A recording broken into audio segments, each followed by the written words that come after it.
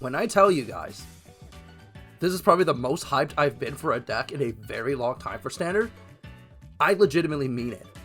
Hey there guys, Noah here, welcome back to another Vanguard discussion video, and today we're going to be taking a look at all of the brand new Starvader support coming out of DZB15, and oh boy, where the hell do I even begin? Okay, so basically the entire time they were doing these reveals, I was literally in Different Fights chat, and everyone is mutually in the agreement, this is actually going to be meta, so let's just dive right in. Also, big shout out, of course, to Catherine for putting up all of the translations. Of course, we're going to be starting off with our grade 0, which unfortunately is not Dusttail Unicorn. I think everyone mutually agreed this should have been Dusttail Unicorn, but I think this also came in the trial deck, or it was like part of a random booster at one point during back in the day, so it's still a Starvader, it's whatever, right? When you ride second draw card. There we got Neon. When he's placed from riding from a grade 0 a Starvader, so specifically you can't trip up your opponent by running Neon Messiah. Thank God. You look at top 7, add 1 Starvader from among them to the hand, reveal it, put it, shuffle your deck. And then it gets plus 5k when it boosts a grade 3 or greater Vanguard with Starvader. So, not terrible. Honestly, it's just the searchability immediately just off the top 7 is really good, especially considering the biggest issue with this deck I think a lot of people are going to have is just seeing their pieces in general, which we'll go into more later, because you have a lot of really good targets in general. And then we got Radon. If your opponent has no front row rear guards when this is on Vanguard Circle, when you would ride from Chaos, basically when you would ride Chaos Breaker, you don't have to discard. So you basically give him an ultimatum of, you're going to give me something to lock, or I get to ride for free. Your pick, buddy. And then when he attacks, if you got a grade 3 or greater Vanguard with Starvader, it's card 8 plus 5, which you're really not going to do it. I think both this and Neon, realistically speaking, you're just going to put in the ride deck and call it a day.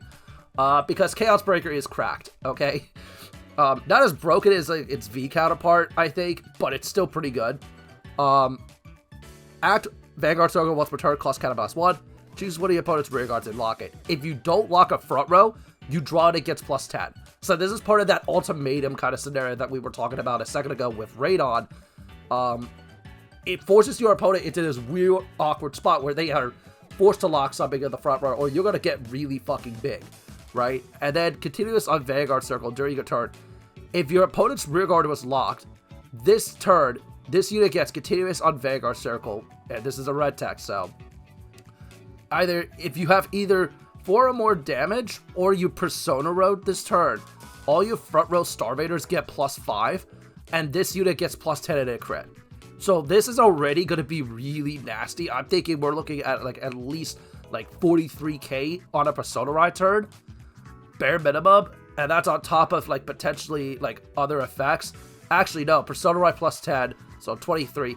First effect 33, other effect 43, which is fucking insane. Oh no, it is 43, yeah, because this is specifically says front row. But still, 43k with a crit on a Persona Ride turn. Ooh, you were eating good. And then when your opponent's rear guard is unlocked during any player's end phase, this is very important for later. Cost Soul Blast 1 card with Starvader in its card name. Draw 1, retire that unit, and then all of your opponent, actually you retire all of your opponent's rear guards that were unlocked this turn. So, draw 1, essentially board wipe if you're playing this in Premium, which I'll talk about some kind of interactions you could possibly do with this later. Maybe I'll make a different like deck log and deck profile on this later for Premium. But there are some really good implications with this card. First of all, I really do like the fact that this just gives a fuck ton of power to itself. One of the biggest things that I liked about the V version of Chaos Breaker was like, even in those weird instances where you're stuck on grade 3, you can at least do something, right? Yeah, the only major issue with it back then was like, oh, you're giving your opponent a marker, so if you have no way to like kind of remove the marker immediately, that's kind of a problem. But here, you don't give them anything. You just basically force them into this weird ultimatum no matter what. Hey, you give me a front row to lock, or I'm just going to plus insanely hard, right? And that's kind of what this deck really needs, especially since the only bit of searching you really get is the Neon, plus the extra draw of this, plus another card we'll talk about later. So, yeah, I think Chaos Breaker is just really good. And then the rest of the support is really good. Binary Star, which was a bit weird. to see because it's not a Starvader. When it discarded from your hand during a ride phase, if you got a Late Joker Vanguard, you may call this out to rearguard as West. And if your Vanguard's grade is the same as your opponent's grade, when you would call this card, you may stand it instead of rest it. Honestly, I think this card is going to be taken out for Glory Maker, if I'm being 100% honest with you. Because, fun fact, you can play Glory Maker in this, which, for those of you unaware, Glory Maker has a nice little effect where she puts you in another ultimatum on top of that, where it's like, when she boosts, you either force it so that way your opponent can't use Blitz orders during that battle, or whenever they guard from hand, they use 2 or more from hand to block. So, Chaos Breaker being really big plus Glory Maker on turn 3 is absolutely nuts. So I think that's probably going to be the one card you got from the deck completely. Just specifically because like Glory Maker is just infinitely better. And then we got Strike Starvader Krypton, which thank God they brought my man back. They brought the 10k vanilla beater back from the dead. When it's placed on rear, if your Vanguard's got a Starvader in its card name, they Soul Charge 1. If you have a grade 3 or greater Vanguard or Starvader in its card name, this unit gets boost. So we get Soul Charging and we get boosting, this is a 10k booster, by the way. So that's actually really good. I think you have to run this as a 4-of, along with a good majority of the rest of the Starvader package, just simply because Soul could potentially be an issue. Because you're only going to have realistically like 3 Soul. And I forget if there's something else that allows you to Soul Blast to pay for an effect, but if it does, then yeah, you kind of need this, so pretty good. And then we got Lanthanum. Oh, this was the other thing. So Lanthanum, auto and drop zone, when your opponent's rearguard is locked by the ability of your Vanguard or Starvader in its card name. If it's not the battle phase and all your rearguards have different card names from him, you Soul Blast to call him out. And then it continues on Rear and Guardian Circle. If you got a grade 3 or greater Vanguard or Starvader in its card name, this unit gets plus 5k in shield. So that's not bad, right? Being able to just essentially just call itself back out is never a bad thing. And also just having a nice little bit of shield value once you get to grade 3 is actually not terrible either. I think this is not the worst thing in the world. You may run this as like a couple copies, just depending on how you want to actually like mess around with it, because I think this deck in particular is incredibly xenophobic. You're going to be primarily wanting to run mostly Starvaders at this point. So yeah, I think Lanthanum is actually a good choice if you actually need like a budget list. Then we get Niobium. So active drop zone, if you have a grade 3 or greater Vanguard or Starvader's card name, you could Energy Blast 3 to call her out, and then continues on Rearguard Circle. If your opponent has 1 or more locked cards, she gets plus 5. If they got 2 or more and your opponent's Vanguard is grade 3 or greater, it also gets an additional plus 5. Now, this skill is active during your opponent's turn as well, so potentially, this is a 15k attacker just based on its own. So when they're trying to get rid of stuff, that makes it really hard to actually do it, because then they have to like really commit boosters and whatnot just to get rid of it. So yeah, the mirror is going to be interesting. And then we got Palladium, which I think this is probably the best card in the deck, bar none, in my honest opinion, just aside from Chaos Breaker. Because what he allows you to do is when he's placed on rear from hand, if you got a grade 3 or greater Vanguard or Starvader in its card name, and your opponent has a locked card, cost Energy Blast 3, lock something on your opponent's rear guard, and then at the end of the turn, unlock that card by this card's ability. So yeah, that's something, right? Energy Blast 3 for a lock is not the worst thing in the world. But then it's really primarily from the second skill, okay? When your grade 3 or greater Vanguard or Starvader in its card name attacks, if your rearguard did not stand by the ability of this card's name is specific, cost, put this into the soul, choose one of your rearguards with Starvader in its card name, and stand it. Then if your opponent's Vanguard is grade 3 or greater, that unit gets plus 5. So let me see if I got this straight, okay? Okay, so in Premium, all right, and I'm jumping over to Premium. There's a searchable off Craving Claw. There's a searchable off of Carbon if you run that. And for reasons we'll go into it in a little bit, this is just searchable in general. And you gave Late Joker the ability to create 4 Starvaders to have 4 attacks in general. Like, the second skill can be used in any Starvader build now, which is something that I think is really huge.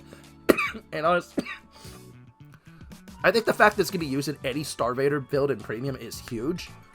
This could be running Chaos. This could be running Glendios. If you want to do that really weird hybrid of other stuff, you could technically run it. This is just universally good. And thank God, because honestly, Leech Ogre needed a 4th attack. But it gets even better, right? Because we have Colony Maker. When it's placed on Rearguard Circle, you got a Vanguard with Starvader's card name. Cost: Counterblast 1 and perform one of the following.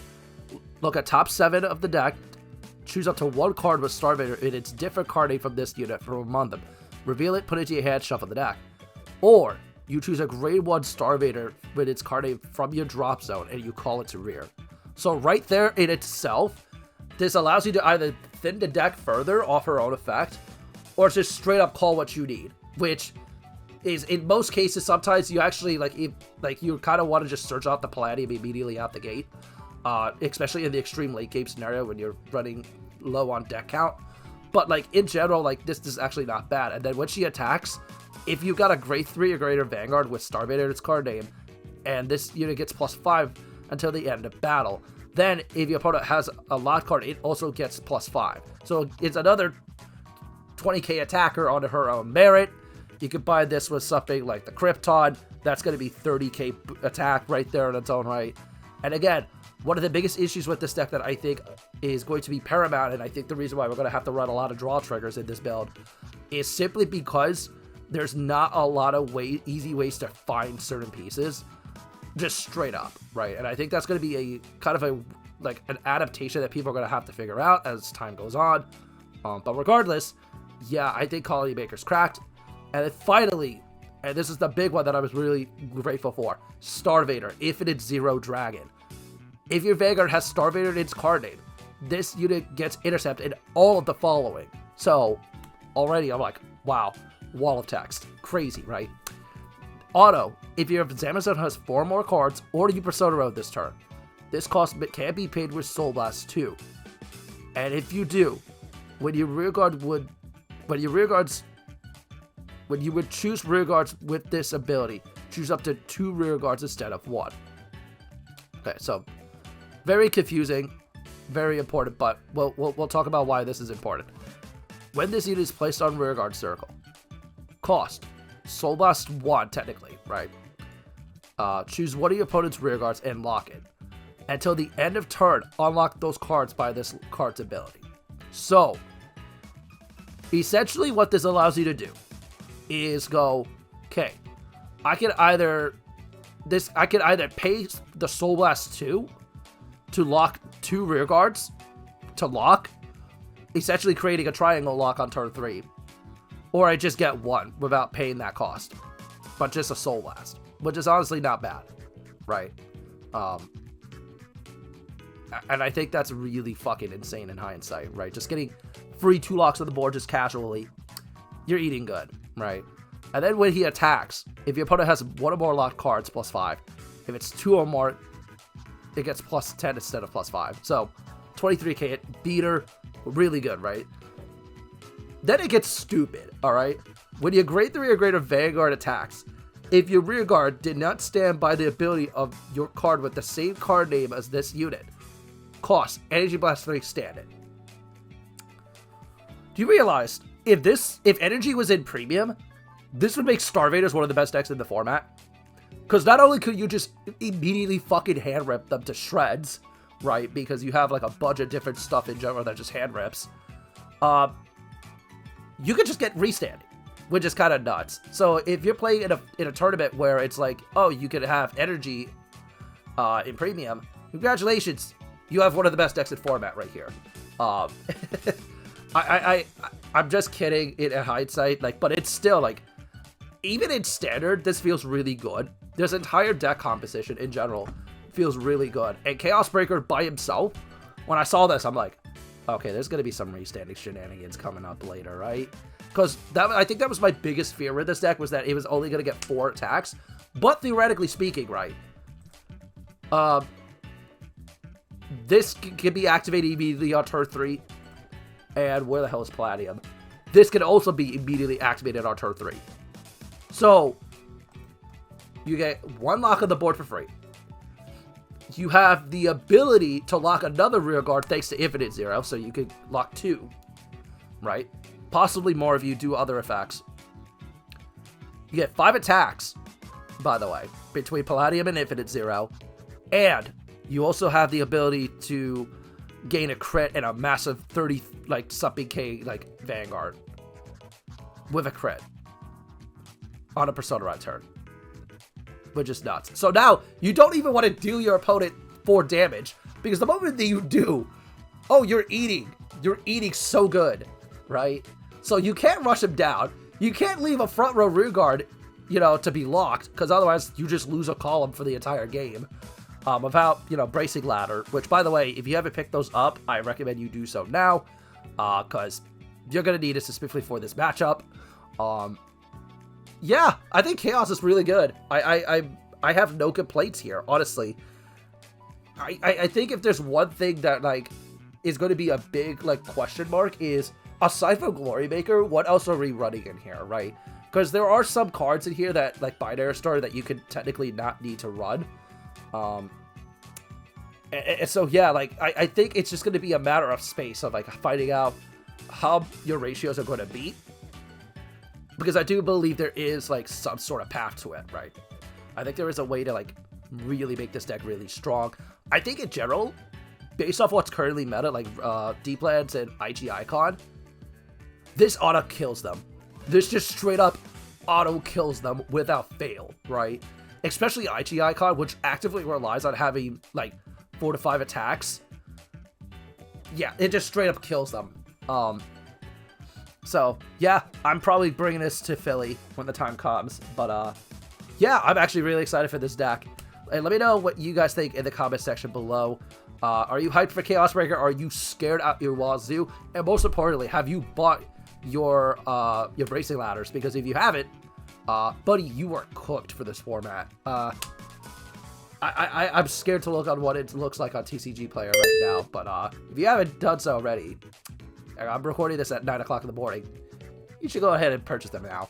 But until next time, guys, this is Noah, and I'll catch you guys later. Bye, everyone. This is what it's like to be free. Ripping up